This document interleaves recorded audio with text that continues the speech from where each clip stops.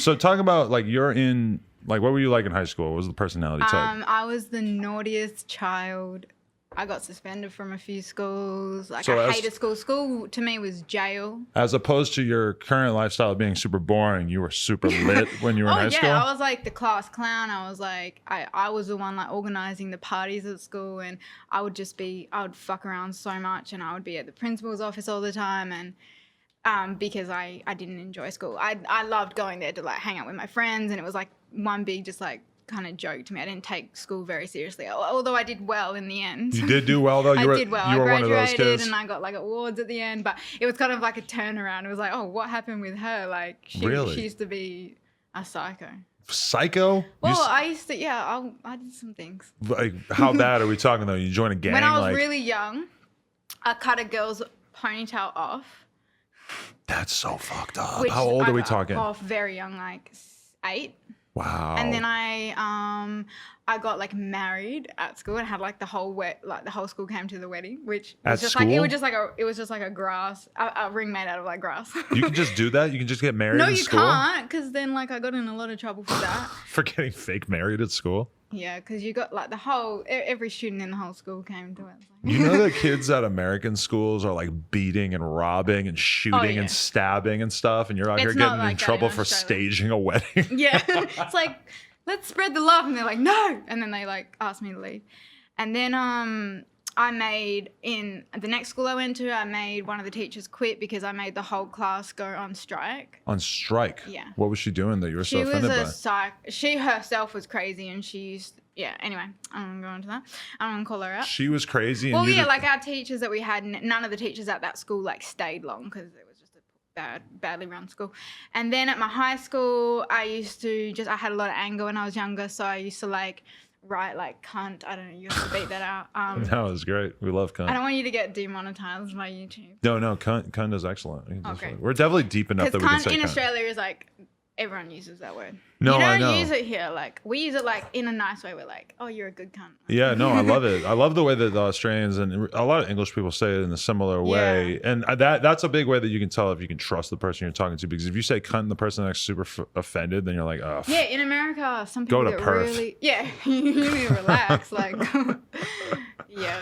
Come to Perth. We'll say cunt all goddamn day. Yeah. Literally, and it's like a nice thing. Or it's just chill. But isn't that like, fucked up to think that like YouTube is probably hella harsh on people for saying that word because in America it's considered so offensive, but then meanwhile in Australia it's not? Yeah, it's because, I don't know, Americans take things very seriously. Yeah. In Australia, we don't give a fuck about anything. Yeah. No, we're very laid back. But anyway, back to me being a psycho. Graffitiing on like lockers and just, I don't know, just causing a ruckus. But in the end, I came out good. Graduated, went to a college for like to become a chef, and then did that until I hated it. How long did you do that for? Like how long? In school? I worked as a qualified chef for altogether about 8 years, and then sort of social media kind of just took over, and I wasn't sort of expecting it. And I ran my own catering company for quite a few years until it got to the point where like I couldn't ignore the following that I had, and it would have been an opportunity missed if I hadn't really taken advantage of the following that I had and really maximize that through but so you were Instagram. Not planning on being a model or doing anything like that? You were just living like a regular life doing this catering? I worked as I cooked like healthy meals because I'm really into fitness, and so everyone at my gym knew I was a chef, and they'd be like, oh, can you cook me this? Like, I need to do my meal prep for the week. And I'd have like, in the end, I was cooking like 100 meals by myself for people every week. Whoa. And then I started writing recipe books and ebooks, and I'd sell them online along with workouts to go with them. And you weren't even posting photos like in your bikini or anything at this time, or was that kind of how you were marketing it? It was more just like fitness stuff. So it was a lot of workout videos, and I sort of got around that time I got my first like very, very minor sponsorship through like health and fitness brands, and so I sort of had the chefing sort of overlapped by having the ebooks, the recipe books, the workouts, and then sort of social media sponsorships sort of grew over that, and then I still to this day sell my recipes and my workouts, but there's obviously way more opportunity that I took advantage of. Did you always feel like the hot girl your whole life, or did this happen later? Working as a chef, I only had gross, ugly men in the kitchen. Like, I don't imagine I was the girl that I always had like full face of makeup done. My hair was always nice, and then I'm in my chef jacket, so I'm fully covered. But like, yeah, I used to cop a lot of shit. Because we don't really imagine that many chefs being as pretty as you. I'm gonna be totally honest. It's just it's not a job where you really need to look good at all. No, right. But I wasn't about my looks either at the time. I'm very good at what I do in regards to cooking, and I also, I was it was embedded in my head by my parents that looks don't matter at all, and you need to become a chef, because I was always cooking for my family since such a young age, and my auntie's an extremely talented chef, so they could see that, and they were like, that's sort of the path that you're gonna go down. And I was like, I did it until I was like 25, and I was like, nah, fuck that. Right, that reminds me of my girl too, because she totally like never thought of herself as being hot until way later in life. Beautiful. You're a fan? She's so stunning, like I can't even get over it. Wow. Everything about her from head to toe. I want to meet her. Where is she? She's actually probably at our house. Okay, so what's up from me? A few miles from here. But if you want to stop by and say hi, let me know. Maybe she'll come to the basketball thing tomorrow that we're that'd be so cool. And can we get some food? Get some food. You just immediately go to that too. Can we get food? Well, there's like so many places that I haven't eaten that I was like, what would be cool, doing like a mukbang? There you go. Oh, I bet she would love that idea. I've never had like Popeyes before. We need those chicken sandwiches, God, right? Chick-fil-A, I haven't had that. Me, you, and her eating the chicken sandwiches. That's a whole thing. That's a viral thing right now, yeah, for sure. Even just Chick-fil-A sandwiches too. I mean, that would go crazy. Are they good? Yeah, they're good. I haven't really had like a fresh I haven't had Popeyes Taco Bell chicken sandwich either. yet. What? See, wow. Can we just get like a whole spread of food, like Uber Eats, where you at? We just need, but the problem is though, is like you get Taco Bell, it's like you either eat that Taco Bell pretty quick, or it's not really the same Taco Bell 20 minutes later. Yeah. Probably the same for Popeyes too, right? Like anything that's like fried, you need to eat it straight away. Yeah. Are you a Nando's head? Mm-hmm. It's addictive. Yeah. I don't know if anyone's ever told you that. No, it is. Definitely. We were talking, I was interviewing Young Thug. Something in it. I don't know what they put in it. Young Thug said that he only eats Nando's when he's in England. Or he knows what's up. Yeah. It was originally called Chicken Land.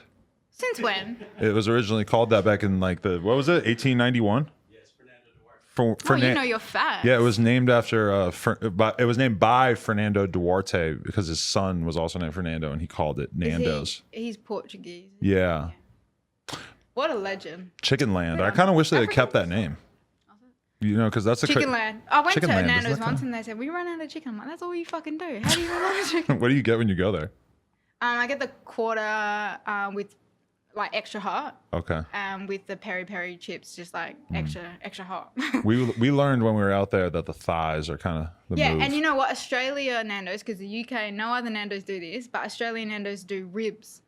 Because when I went to UK Nando's, I was like, I'll get the ribs, and they're like, we don't have ribs, and I was like, what? Wow. That's the best part. I've spent so much time reading about Nando's and how they don't advertise and how they have like such an insanely loyal following. Yeah. They don't need to, because I think they put something in their sauce that it's makes so it beloved.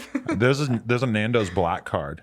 Yeah, I know. You don't have it? No. Me neither. I don't get, you know what? I don't jump on, I really don't take advantage of any kind of like loyalty systems. Like I don't even have points, and I fly business class everywhere, and I don't even like use my points. And I'm like, I'm stupid like that. Like I've been traveling a lot for 15 years. Never did it. I'll probably have so many goddamn free flights built up. I watch a lot of your interviews because I'm a big fan. Whoa. And I saw that you said the other day that you only just recently have you started booking your own flights. And maybe that's why, because you didn't have points, because everyone was booking them for you and taking those points. But I don't think you can take the points for yourself when you book somebody else's flight, no, it needs right? to be on the name. No, you're right. I thought it was who pays for it, but no, it's I just name. never did it my whole life, and now is actually I can book my own flights, but it's just usually I got too much shit going on, and I'll just have one of my employees do it, because I assume that they're going to be able to find a whole team. You might as well. They're going to find a better deal or be able to figure something out better than whatever the hell I'm going to figure out. But I still don't know how to put in my own TSA pre-check thing. Oh, I don't know what that is. We don't have that in Australia. You don't? It's like you get to not take your shoes off, and you get to go through a shorter line and shit. It's basically like you have to go. How do they know that you're not you go got shit on you. you go in beforehand and like okay. you do like an extra security clearance thing. So I think if you had like killed somebody, then maybe you couldn't do so, it. and But that lasts like a long period of time. I think it lasts like at least like a year or two where you get to go through these different lines and like it's kind of cool. Oh yeah, I know that it makes you go through quicker. That's all I know. But I don't do the lounge thing. Some people are all about yeah. the lounges. I'm like, bro, I'm not trying to be in there that long. Okay, yeah. Well, since I've been booking business class, I have been taking advantage of their lounge. How is that? Because there's like massive buffets, and I'm about See, that's food. the problem too, is that when I'm going there, I'm usually trying to not stuff my face full of fucking chocolate before I get on the And flight. then you're like constantly going to the toilet. Okay, oh smart. man. I'm just trying to take advantage of free shit. Well, it's not free. You fucking pay for it. No, but I mean, it's like that's their way of like giving back stuff to people who actually pay enough attention to actually bother to use the codes or whatever the fuck it is that you know, Exactly. the miles. Okay, so okay, we got to get back on track here. Yeah. When you, I know. you, We're just boring everyone to death about. so you're killing it as a cook. Right. Did you have any level of, I don't know if I want to be a hot girl for a living, if I want to be half naked, you know? Yeah, what I was the guess thought in process? when I was a bit younger, maybe like 19 or 20, I didn't look at girls who did that and think, oh yeah, I want to be that. I kind of looked at them like, oh, I couldn't and wouldn't do that. I don't know. The world, Not the for way any the world looks at hot girls who like are on Instagram has changed so much. That like 9 Yeah. years ago, that was really kind of looked down upon. Yeah, in for like sure. a way. Massively. Even just my workout videos where I'd be squatting in just normal leggings and not showing anything. It was definitely like everyone's like, "What are you doing? Yeah, Are and you trying to piss people off? What are you doing?" Now girls who have normal careers, it's like not out of the ordinary at all for them to just be posting like hot pics in their bikini or whatever. Yeah, and there's nothing wrong with that. We should Yeah. definitely be empowering women to feel comfortable enough to do that and not bringing them down for feeling confident in their own skin.